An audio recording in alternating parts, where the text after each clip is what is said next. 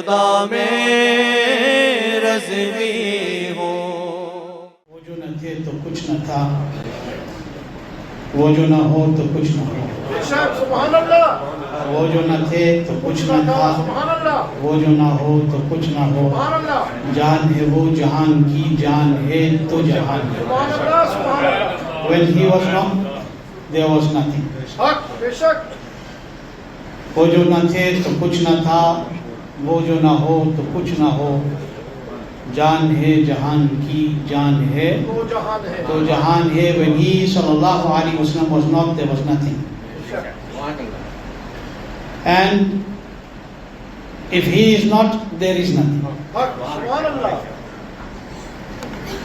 जान है जहान की। रसूल पाक सल्लल्लाहु अलैहि वसल्लम शान आला हजरत अदीमुल बरकत, whose Mubarak month of his course is in this सफर महीना. He says वो जो न थे तो कुछ न था, वो जो न हो तो कुछ न हो. When he was not, there was nothing. If he is not, there is nothing. जान है वो जहान की. He is the soul of the entire universe. जान है तो जहान है. If the soul exists, then the universe exists. Allah Almighty, by His divine grace and by His mercy, created Aqaid Alam Noor Mujassam sallallahu alaihi wasallam's Noor first. This is the Aqidah of the Ahl Sunnah. First was created the Noor of Rasulullah sallallahu alaihi wasallam, and from that Noor is this entire kainat.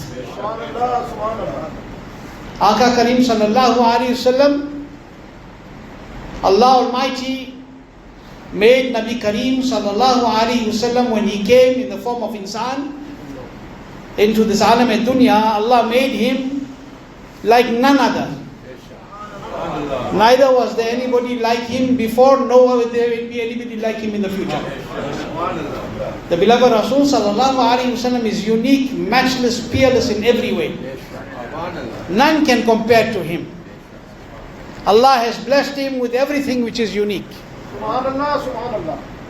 The Wahhabis and the Bad Mazhabs and the deviants, they compare that Rasul Pak sallallahu alaihi wasallam is just like a big brother. Why? Because he is like us. The beloved Rasul sallallahu alaihi wasallam has two hands, we have two hands. The beloved Rasul sallallahu alaihi wasallam has two eyes, we have two eyes. The beloved Rasul sallallahu alaihi wasallam hears, we hear. The beloved Rasul sallallahu alaihi wasallam does this, we do this. So the only difference is that Allah has given him more fadilat than us. That is what they say. The only difference is that Allah has given him more fazilat than us, a greater status than us. He's just bigger than us.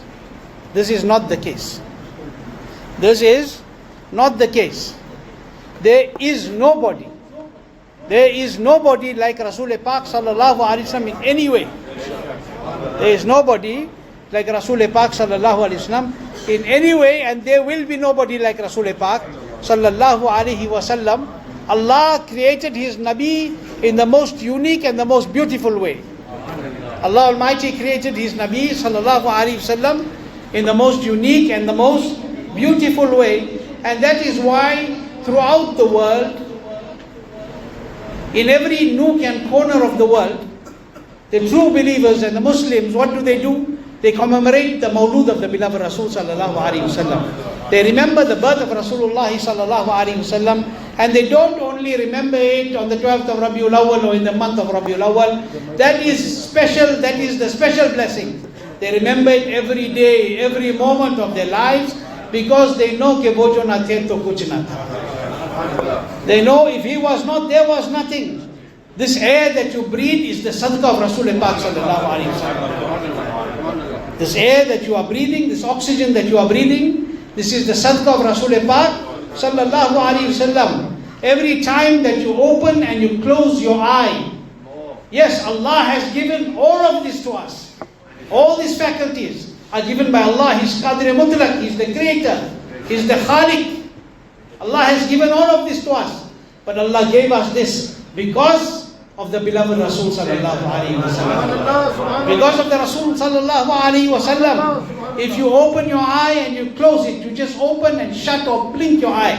Even that blink is the sadaqah of Rasul sallallahu ta'ala alaihi wasallam. You must understand, you must remember that today there is this ideology, fake ideology, that goes around where that don't overpraise Rasulullah sallallahu alaihi wasallam. It's been carrying on for the last 100 years.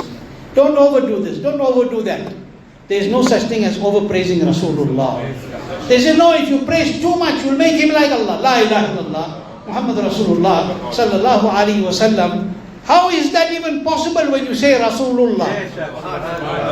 How is it even possible when you say Nabi Allah? You are saying he's Allah's Rasul, he can never be Allah. This is our Aqidah, isn't it? Allah is Wahdahu la Shareek. There is nobody. This is a false charge against the Ahl Sunnah wal Jamaat that we make Rasul al-Pak equal to Allah. Ma'adallahi Rabbil Alameen. Yes, but we do say that Allah has made His Nabi the greatest in the entire creation. Allah is the creator of everything. You went to madrasa, we learned, everybody learned in the madrasa when you went. Allah created the sky. Don't we go to madrasa, we learn this basic thing? Allah created the sky, Allah created the sun, Allah created the moon, Allah created the earth. Do you know why you learn this? You learn this so that you understand that sky is so exalted, the moon is so bright, the sun is giving us light, and all these things are so great. But the greatest in all this creation is Muhammadur Rasulullah sallallahu alaihi wasallam. So greater than that sun is the sun of Medina. Greater than that moon is the moon of Medina. That sky of which is the sun and the moon, all of them, look at how it is. Look at how high. If you look at the sky, you have to look like this. But in reality, you look like this. But they are there so that they could look down. They are there so that they could look down. Why? To make ziyarat of that place where Rasulullah sallallahu alaihi wasallam. Understand? Rasul Akram Noor Mujassam sallallahu alaihi wasallam is the best of Allah's creation. There is nobody like him. And anybody who compares to the beloved Rasul sallallahu alaihi wasallam in any way is out of the fold of Allah's deen. There's nothing to do with the deen of Almighty Allah. Today, what is the reason? What is the reason that Sayyidina Salahuddin Ayyubi radiallahu anhu, whose misal is in this month, I think on the 27th. Why is it that people like Salahuddin Ayyubi radiallahu anhu, when they walked into the doors of today's Palestine, and that time was then, what was the thing that they needed? Without shedding a drop of blood, they did what they did. Why did they do this? Because in their heart they took the ishq of Rasulullah sallallahu alaihi wasallam. Because they took the love of the awliya. People know, very few people know. Today we heard Muhammad Ishaq reading a kalam. What did he read? Kalam of Taj Sharia. What Taj Sharia he said? Sadqa Rasul Pak ka jholi mein dal do. Sadqa Rasul Pak ka jholi mein dal do. Hum Qaadiri fakir hai. Ya Ghawth al-Madad. We are not the only Qaadiri Fakir. Salahuddin Ayyubi was a Qaadiri Fakir. Salahuddin Ayyubi was a Qaadiri Fakir. All what he did, yes, the ishq of Rasulullah was burning in his heart. It was glowing in his heart. But how did he do that? Because when he was a child, his father took him in the court of Sarkar Ghaus Pak radiallahu anhu. And Ghaus Pak put his hand on him and made dua and said that he'll be a victor and a conqueror. Samajh rahe? The conquest of that place at that time and the success at Palestine then was the sadaqah of Sarkar Ghaus Pak on the hand of Salahuddin Ayyubi radiallahu anhu. Go and read history. Go back and read history. But you know, to say hum Qaadiri Fakir hai is easy. Sirf kehna mat. Don't only say it, be like it. Be like it. Be like those who stood firm for the deen of Allah. Be like those who didn't fear the enemy of Allah and His Rasul sallallahu alaihi wasallam. Be like those who leave alone, would not even sit, leave alone sitting. They wouldn't even want to look towards that person who had any word that was negative in the court of Allah and His beloved Rasul sallallahu ta'ala alaihi wasallam. Remember and understand that if you want to protect your identity, and this is very important. This is very important. Each one of us, do you know how we need to become? Each one of us, we need to become like lamps. That the flame in that lamp only directs itself towards the court of Allah and His beloved Rasul sallallahu alaihi wasallam. and those who are dear and near and beloved in the court of Rasulullah sallallahu alaihi wasallam. The biggest problem that we have today is that people have lost their identity. We are having a major identity crisis. This is a major problem. They say the identity crisis is because of this place and this and that. No, no, no. For us, it is because we have forgotten how to do what the beloved servants of Allah taught us. We are ashamed, our youth are ashamed to say Assalamu alaikum to one another. How many youngsters you see at brothers that are in the university, how many of you say to each other when you meet in the morning, Assalamu alaikum, or you say, how's it? Let's be blunt. When you go someplace, how many of you are proud to have your topi on your head? When the time of namaz comes, how many of you say, without fear, that I need to go and make my namaz? Handful. What is the reason for that? Identity crisis. We know who we are, but we want to hide. We don't want to show who we are. You must remember, you will only show who you are when you recognize yourself. If you want to recognize yourself, you know what is the meaning of self-recognition? Self-recognition is not to put your collar up and say, I own a BMW. Self-recognition is not to say, I own a huge, massive mansion. Self-recognition is not to look at yourself and say, in the mirror, look at how smart I look this morning. This is not self-recognition. Self-recognition is to recognize your inner self. Self-recognition is to recognize your inner self. Because when a man recognizes his nafs, his inner self, then he recognizes his position as a servant in the court of Almighty Allah. Then he remembers that. The reason, let's be honest, let's look at ourselves today. If you walk into a shop, I'm being very blunt about this. Okay? These are general discussions that we should have. We're talking about Allah's beloved Nabi. Yes, but this is very important. Look at each of us, we are guilty, except for those who Allah has protected. When you walk into a shop, into, let's say, one of these branded shops where you go to buy your clothes, or your shoes, or even into a restaurant or some other place. When you walk inside there, how fast do you leave? Simple question I'm asking. How fast do you leave? When you walk into the shop to buy something, how fast do you leave? Not fast. If Abba or Ammi went with you, they have to carry on telling you, son, let's go. Beta, let's go. Betty, let's go. No, wait, let me check this one also. Let me check that one also. Feeling the fabric, checking everything. Even check the hanger that it's on. Everything you check. And you spend as much time as you can because you are feeling very comfortable in that place. Because it is the kind of environment you are enjoying. You walk into the restaurant even after eating. You want to sit there for half an hour and make gupshup and there's nothing to do. Why? Because you are comfortable in that environment. You walk into a store, especially our brothers and sisters, where there's a sale. Husband's card gaya kaam se. They'll be in there for hours. And you know men do that as well. Be there for hours. Why? Because we're comfortable with the environment. But when you walk into the masjid, you can't wait to turn salam and run. Am I right? Am I wrong? One has taken too long today, 5 minutes more.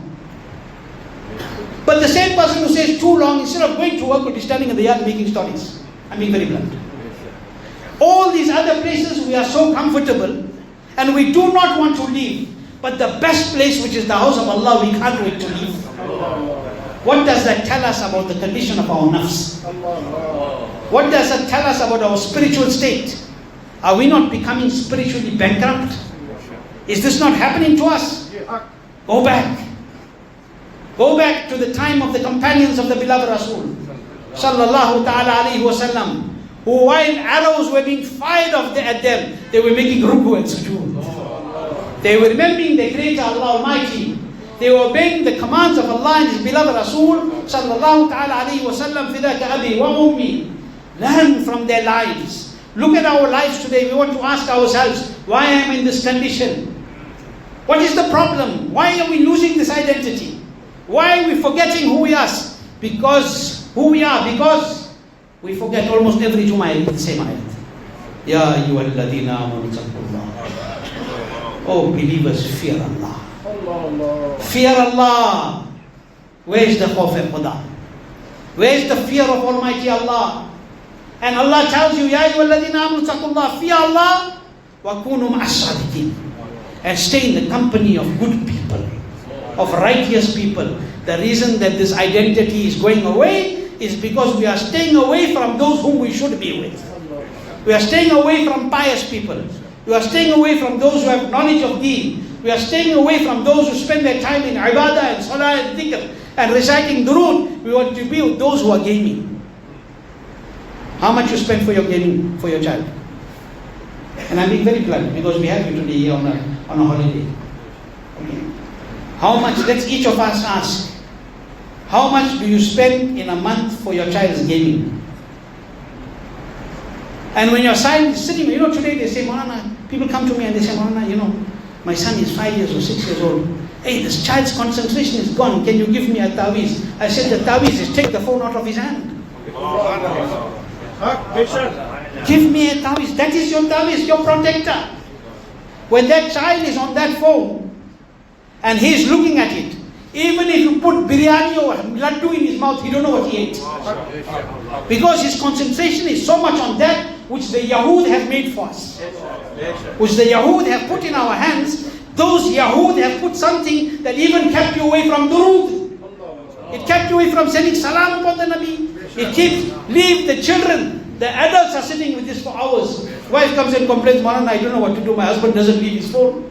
Wife is complaining, husband is complaining, I don't know what to do. My wife goes to bed with the phone. What is the reason for this? Nabi sallallahu alayhi wa sallam said, there will come a time when fitna will seep into your homes. When fitna will seep into your homes, though your doors and windows will be shut. Gist of the narrations. Everything will be shut. But like rain, the fitna will seep into your home. How is it seeping into your home? You tell me, how is it seeping into your home? How is it that your daughter is having an affair or sitting and talking to a boy on a phone that she shouldn't be doing? Haram. Today we say, no, leave the children, give them some little leeway. Go and see how the beloved Nabi brought up Fatima Zahra. Go and look at the life of Fatima Zahra radiallahu ta'ala anhu. Look at the mother of Sarkar-e-Ghaus Pak radiallahu ta'ala anhu. Look at how she was brought up that her father used to say, she's deaf, she's dumb, she's blind, she's paralyzed.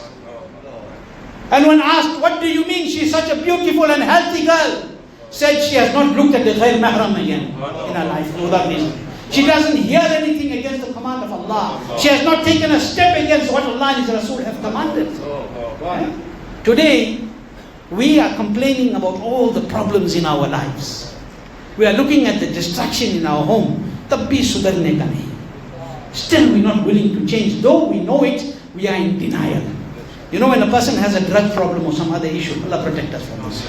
This is another major problem. I am telling you this while we're on the discussion, because we counsel. We used to see maybe a drug case in our children, especially in our females, once in a blue moon. Today we're seeing it out of control. Do you know why? Because you said to your daughter at night that better you go out and have coffee with the girls, come back by 10. Because you said to your son on a Saturday night, go and come back, make sure by 12 you're in the house. Say, Maulana, I'm very strict with the children. I give them a 10 o'clock and a 12 o'clock curfew. Until then you left them in the hand of shaitan. That is not a curfew. This is not what we learned from the court of Rasulullah sallallahu alaihi wasallam. And we want to ask why we are losing this identity of ours. It's something we have to think about. Something we have to realize. We must look back. Ala Hazrat Adimul Barkat, Imam Ahl Sunnat, Shah Imam Muhammad Raza Khan Fazl Barelvi radiallahu anhu said beautifully. He said, Shab subh tak sona tujhe, dillah mein hona tujhe. Sharm-e Nabi, khaufe Khuda, ye bhi nahi, wo bhi nahi. This is our condition. We sleep till late morning. Fajr even goes. Okay? Shab subh tak sona tujhe, dillah mein hona tujhe. Your entire day goes like you are in entertainment. Wasting the time. Shab subh tak sona tujhe, dillah mein hona tujhe. Sharm-e Nabi, khaufe Khuda, ye bhi nahi, wo bhi nahi. Neither do you have any shame in the court of Allah's Rasul sallallahu alaihi wasallam. Nor do you have any fear of Almighty Allah. How then are you going to rectify your home? How then are you going to rectify your community? How then are you going to rectify that which is around you? Yes, we are talking that today is the Jummah has been made niyat for the marhum, for the Isra of Haji Yusuf, and like they do every year, and also for Milad and Gyari Sharif. Yes, we are talking about this. But in this we have to understand, this is the time we get to pass these messages. That we have to understand that yes, we doing Mawlud al-Nabi, and every day is Mawlud al-Nabi for us. Not only today, every day is Mawlud al-Nabi for us. Because if it was not for Mawlud al-Nabi, you and I would not be able to do anything in our lives. Everything is the blessing of Rasul Pak, is the sadaqah of Rasul Pak. That is why Huzur Taj Sharia even asked in the court of Ghaus Pak, ki sadaqah Rasul Pak ka joli mein dal. That's why he asked for that sadaqah of Rasul Pak sallallahu alaihi wasallam. This is the way of the awliya. So we have doing all of that, but we must understand that if you want a future generation that is spiritually inclined, a future generation that will be inclined to the masjid, that will be inclined to the awliya Allah, that will be inclined to sitting in the dhikr of Almighty Allah, that will be inclined to reading books of deen rather than sitting on social media reading trash. Excuse my language. Then for doing this, we have to inculcate the pure identity in our children. We have to put in them the love for Allah. We have to put in them the love for Rasul Pak sallallahu alaihi wasallam. We have to put in those children the importance of respecting and honoring the Sahaba and the Ahl Bayt of Rasulullah sallallahu alaihi wasallam. And when you respect the Sahaba, you respect all the Sahaba. When you respect the Sahaba, you respect all the Sahaba. You don't take one and leave everybody else. You honor all the companions of the beloved Rasul sallallahu alaihi wasallam. You honor the noble household of Rasulullah sallallahu alaihi wasallam. But you need to teach your children this. And I said this before. I've said this many times in the past. We ask our children today. This is some football team. Who is the kya bolte? Forward. Who is the whatever? Striker and defender and this that. Not only one team. He can tell you for 10 teams. Not one team. He can tell you for 10 teams. Ask him 10 names of Sahaba of Rasulullah sallallahu alaihi wasallam. Ask the children.